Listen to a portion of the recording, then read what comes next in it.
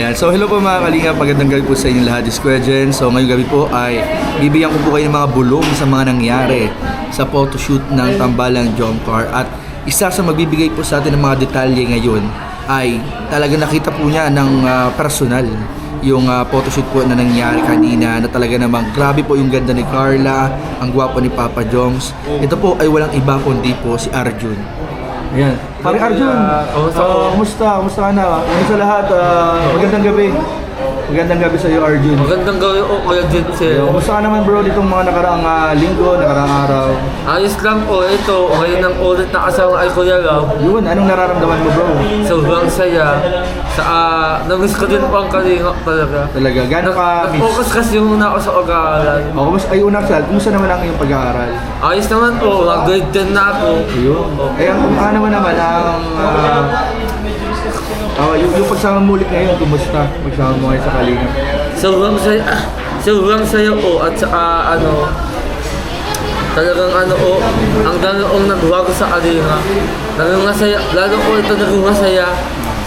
Kasi nakaroon ko ng Kalingap tahanan t-shirt. Ano yung pinaka-namiss mo sa Kalingap? Yung mga tawanan natin, ganyan po. Tapos yung mga uliluan. At sigit sa lahat, yung natin, mga mission. Oo. Sino yung pinaka-namiss mo sa Kalingap? Si Kuya Lau. Opo. So ngayon bro, kaya kita in-interview bro. Nakita mo yung photoshoot kanina? Oo, sobrang ganda. Anong masabi mo bro? Ayun po, talagang nakakilig at saka viewing mo yung sa mga post pa lang nila talagang parang post pa lang yun, kikiligin ka na talaga kuya. At saka parang nakikita mo yung future mo sa kanila na magkakaasawa ka, ganyan, maganda. Sa Ate Carla, napakaganda ng itsura doon sa kanila. At saka si Kuya Jomar ay napaka-decente ng suot. At saka, oo. Di saan yung lugar? Ay, napakaganda naman ko yung view, napakaganda ko. At may maganda ko yung mga location ng bahay. Ayun po. Anong mensahe mo kay Carla kasi malapit na siya mag-birthday? Ay, birthday ako siya? Ay, di mo alam? Alam ko. Dapat alam mo. Updated lang ako sa weekdays ay. Oo, Oo. Ibig sabihin, pero sinusuportahan naman natin nila. Oo. Ang sinusuportahan ko kasi lahat ng Carla, anong message ko sa kanya? Ang message ko lang po sa kanya ay well, blessing to come po at saka wag usang magbabago at saka mahalin niya po ang Kalingap At saka si Kadyo at ninong ako sa anak nila. Ninong ka sa anak nila? Oo. Ninong ko ako sa anak nila. Pero anong na-observe mo sa Jomcar? Itong season 2 na kasi bro. Season 2 na, bago na, ang totoo kasi na medyo sumigtas na po ako sa pero sinusuotan ko din ang Jomcar kasi dati din pa ako kay Ate Rose dyan sa Jomcar. Pero sinong tawag yun ngayon, di ba sumama ka sa photoshoot ngayon ng Jomcar? Opo. Ano yung na-observe mo sa kanilang dalawa? Ano ang na-observe? Parang sweet ba sila sa off-cam? Sobrang sweet ba sila? Yung sweetness lang po ang hatid nila sa... Sobrang sweetness lang? Oo, sa outcome. Si Papa Joms, paano ituring si Carla sa off-cam? Parang ito yung si Carla na talaga na, mahal na mahal talaga. Oo, mahal na mahal talaga na si Ate Carla. At saka naalala ko sa yung dating ako na kasi si Angelica, mahal na mahal ko yung dati. Dati nga, hindi mo na mahal si Angelica? Bakit? May iba na ang gusto eh. Ay, yan ang... Ito po guys, ang kailangan nating malaman guys kung sino ang bagong gusto ni Arjun. Wait lang, huwag mo na i-reveal agad. Bigyan mo muna kami ng mga hint. Ano yung mga nagustuhan mo sa kanya dito sa babaeng bago mong minamahal? Napakaganda na po. Paano siya describe? Number 1 po, napakaganda niya. Number 2, napaka white skin. White skin? Oo. At higit sa lahat. Parang si Carla yung describe mo, hindi naman? Hindi po siya. Pero white skin, maganda. White skin. At sa pagdamating po sa talagang Uy, si Carla din yan. Hindi po talagang awot na. Anong kaibahan niya sa yung parang... describe mo pa siya? Magaling po siya mag-model. Uy, magaling din yan si Carla mag-model. At higit sa lahat, ano po siya, parang magaling po siyang makapag-usap sa vlog. Magano? Magaling po siyang makapag-usap sa vlog. Ay, Carla din. Magaling si Kuya Joe. Ay, magaling siya. Oo.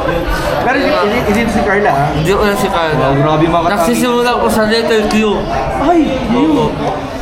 Letter Q. Sana reactionan mo ako kay Jensen. Wait lang, hulaan ko kung sino tong tinutukoy mo. Q. Q, sino kayo guys? Sa tingin nyo guys sa tinutukoy ni Arjun? Comment down below po.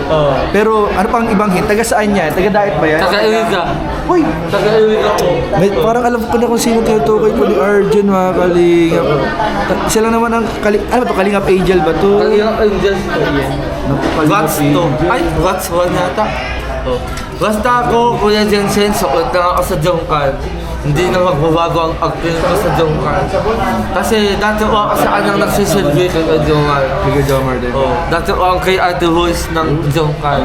Anong message mo kay Kuya Jomar mo? Kuya Jongkan, kung nanonood ka ngayon, sana ingatan Kung mo. naririnig ka niya, Kung naririnig mo na ako ngayon, Kuya Jongkan, ingatan mo si Carla at mahalin mo siya ng todong-todo. Huwag kang gumaya sa akin dati na babaero. Dati Hindi yun. naman niya ito kabaero. Nagbago na po ako. Bago ka na kasi nahanap mo na tunay mong mayaman. Si letter Q. Baka magbago pa yan. Hindi na ako angis. Anong message mo dito kay letter Q? Kung nasaan ka man, tandaan mo na ikaw lang ang iibigin kong tunay. At wala na ang ibang mamahalin. Oo, aaminin ko at tingin ako sa iba. Uy! Iba-iba ko. Baka magselos yun sa letter Q, bro. Kasi tumiting ka sa iba, di naman. Oo, di ako ngayon. At kasi nagbago na ako kuya. Huwag ka na ako magselos.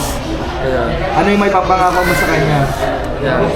Ang nagpapangako ko lang po sa kanya ay di kita yung nagpapalit sa at sinong babae na nakapalibot sa akin. At hindi kita sasaktan katulad ng pananakit ng ibang lalaki.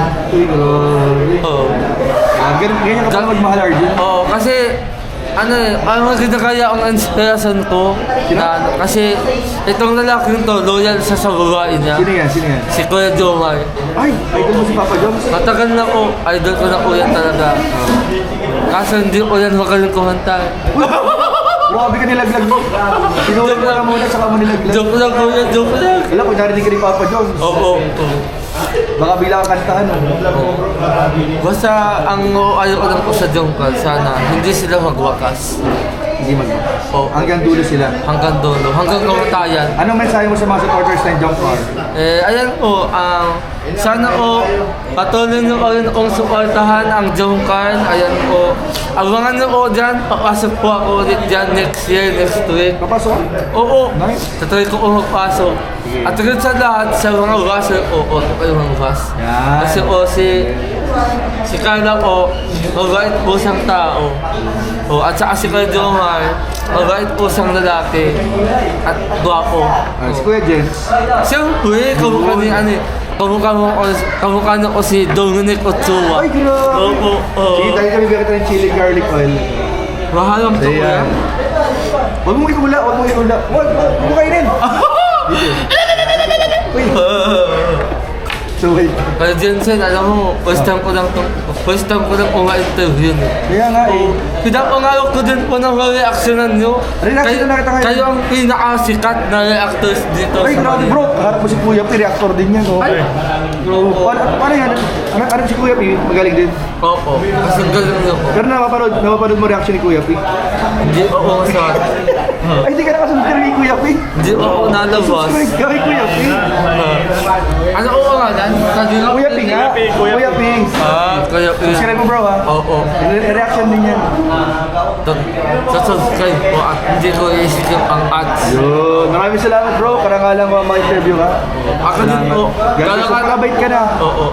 Kaya nga lang ko din pang ma-interview doon kasi sikat na sikat kayo ni Kuya. Ay, grabe. Kaya yung pinakasikat na guwapong reactors. Ay grabe. Pag narinig ko ng iba, matapos sa'yo.